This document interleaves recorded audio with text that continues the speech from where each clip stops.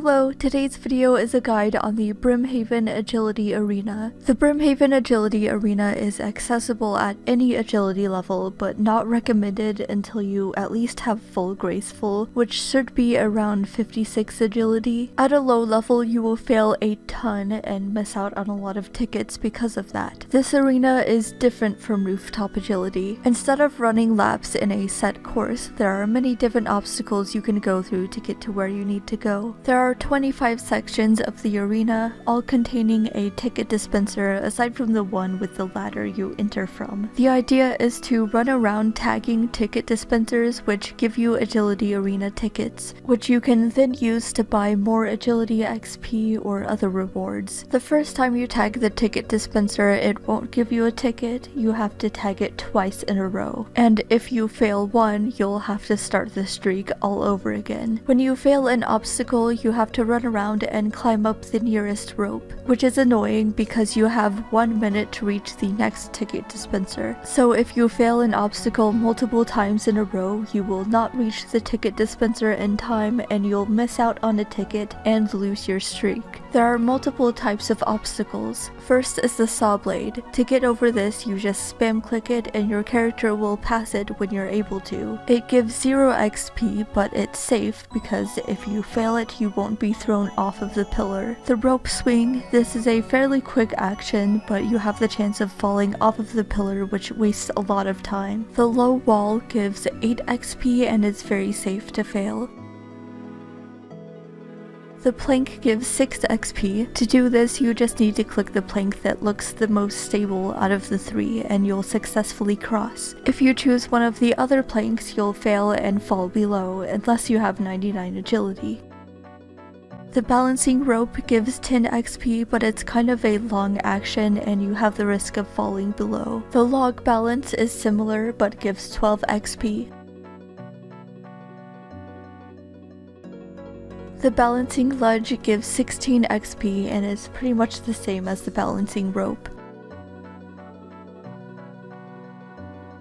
The monkey bars, same deal. This gives 14 XP.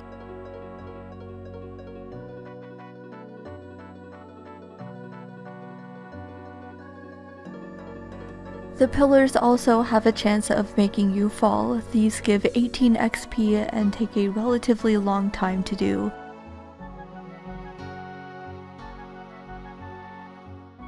The pressure pad gives 26 XP and failing it is safe.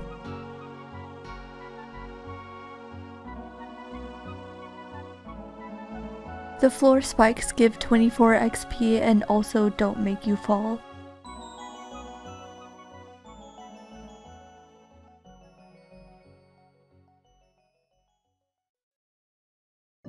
The handholds give 22 XP and are not safe to fail. They make you fall off the pillar.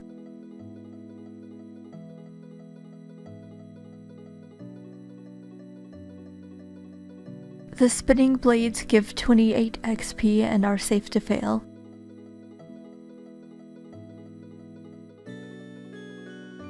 And lastly, the darts give 30 XP to complete and don't make you fall, but I would recommend avoiding these because failing this obstacle lowers your agility.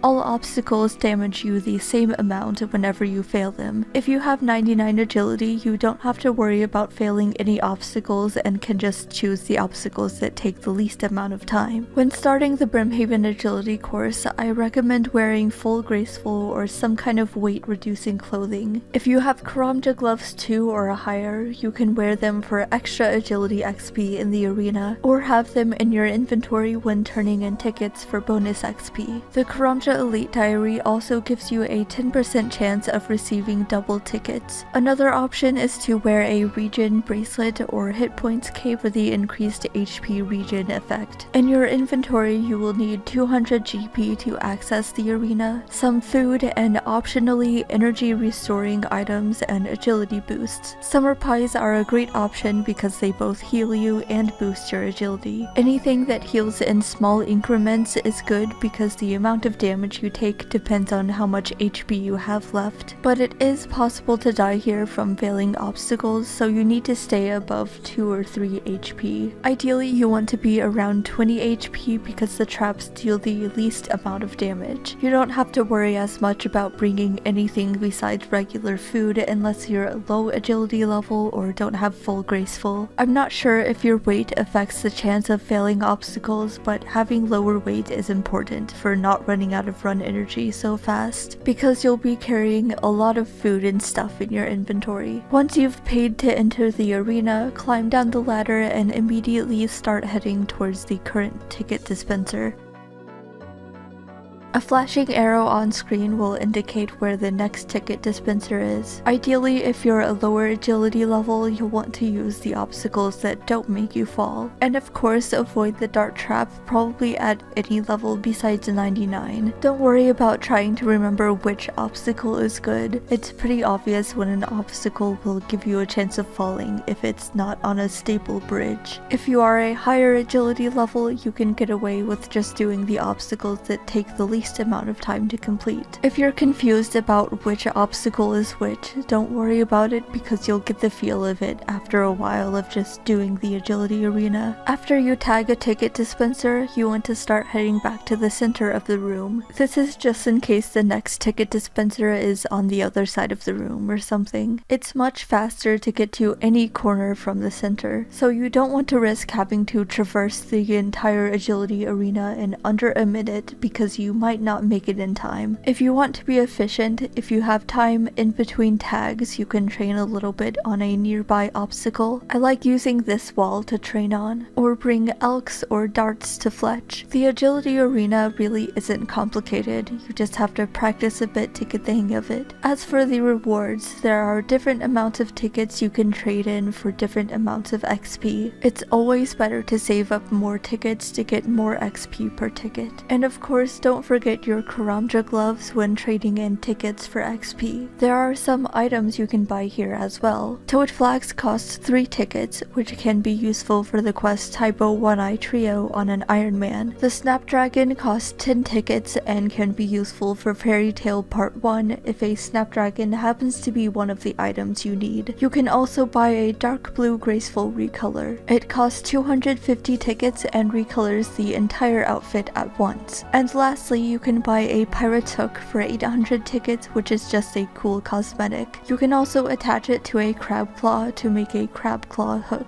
Now that you know how to do the agility arena, let's get into the XP per hour. According to the wiki, at level 99 you can get up to 67k agility XP per hour, which is even better than the Arty agility course, which gives 62.3k XP per hour at max efficiency. Your XP rates just depend on what obstacles you do in the arena and if you fail to tag a dispenser on time at any point. I'd say after about 70 agility, from my experience, you can pretty much always tag the dispenser, unless you get really unlucky or miss a tag because you weren't focusing. The agility arena is pretty chill though, at least at higher levels, and you get a bit of AFK time, so as long as you pay attention and have decent enough agility, you'll get 59 tickets per hour, since you can get 1 ticket every minute minus the first dispenser at the beginning. A couple more tips. I have the middle of the arena marked so it's easier to remember where the middle is, and you can also mark tiles on the dart obstacle to make sure you avoid it. Even with 95 agility, I'd rather avoid it because you can still fail it a decent amount and it can lower your agility a lot if you keep failing. But then the lower your agility is, the more you fail it, so it just keeps going, and then you fail other obstacles too. So I'd only really recommend doing it if you have 99 agility. Also, there is a bug on Runelite where sometimes the arrow or the timer doesn't show up. Supposedly, this is sometimes caused by another plugin being on. Some people have said it's the Stealing Artifacts plugin, but I don't have that plugin and I still get the bug, so I don't know how to fix it. I'll update in the comments if there's ever an actual solution for this or if it gets fixed. If you find a plugin that fixes the bug when you disable it, please let us know in the comments. That's all for this video. I hope you found it useful. Thank you so much for watching, and I'll see you next time.